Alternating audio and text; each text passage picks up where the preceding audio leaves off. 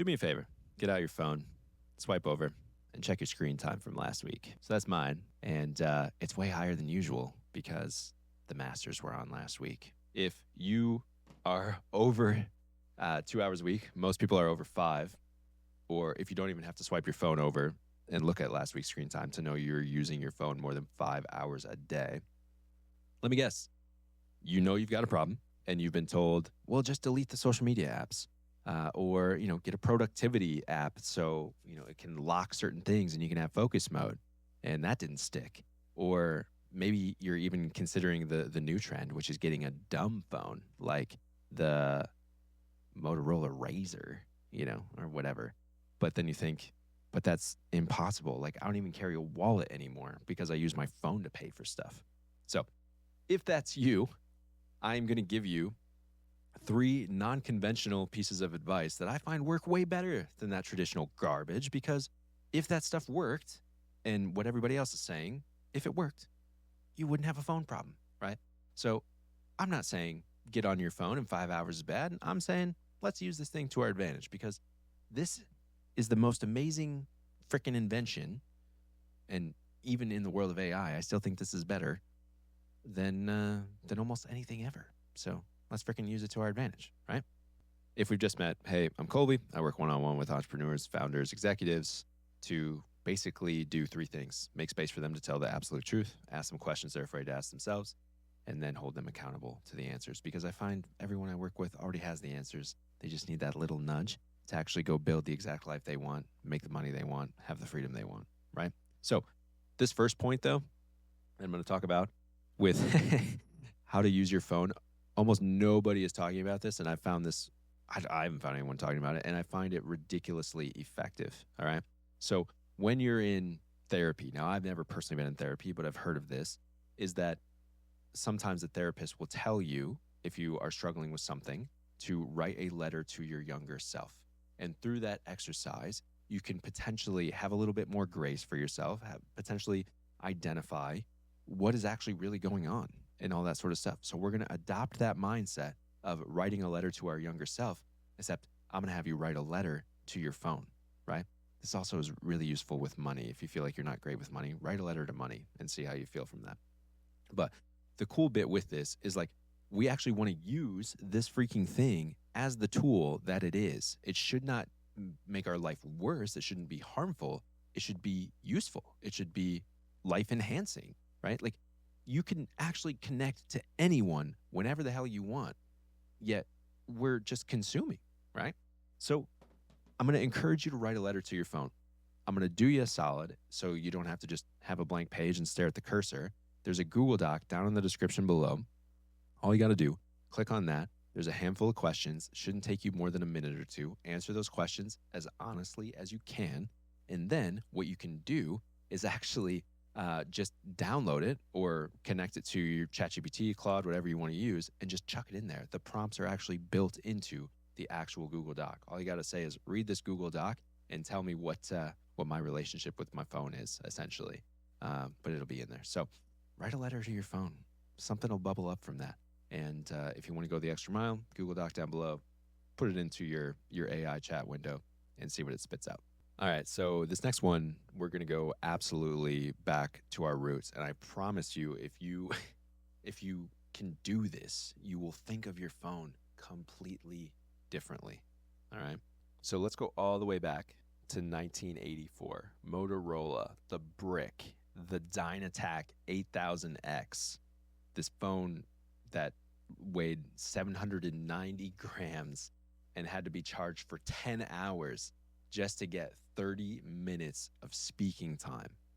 So if we translate that to modern day, because obviously nobody's chucking a phone around that weighs almost 2 pounds and doesn't fit in your pocket, I'm really fascinated with that 10 hours of charging time for 30 minutes of speaking time. Because, batteries are amazing. We use our phones all the time now. But we're just like taking that for granted.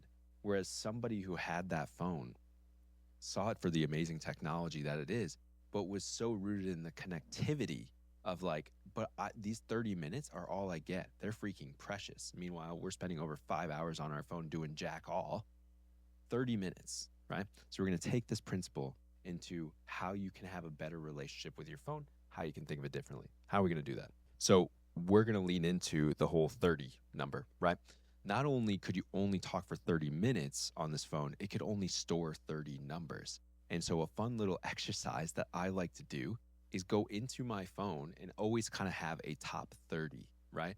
Now, do you need to speak to these people for 30 minutes every day and all that sort of stuff? No. If you can, I encourage you to do that. I'm always like, I love people who say they speak to their mom like every day on the phone. I think that's amazing. I don't do it, but I'm like rooting for those people. That's freaking awesome, right? But I do the 30 numbers thing, and I look at those top 30 people. The reality is your contact list is full of way more people than you actually connect with. The followers you have online, all that kind of stuff. You're really not, you have more people in your sphere than ever, and you're connected with fewer than ever. And so by having this top 30, you can actually just prioritize one of them every single day. And before you've actually deep dived into your screen time, send one of those 30 people a freaking message and rotate them out, right? So they don't feel like some token thing. And then just enjoy what comes out of that. You don't need anything beyond, hey, I'm going to use the phone for its very individual purpose, the first ever purpose, which was to talk to somebody, and just have a top 30. I think it's freaking awesome.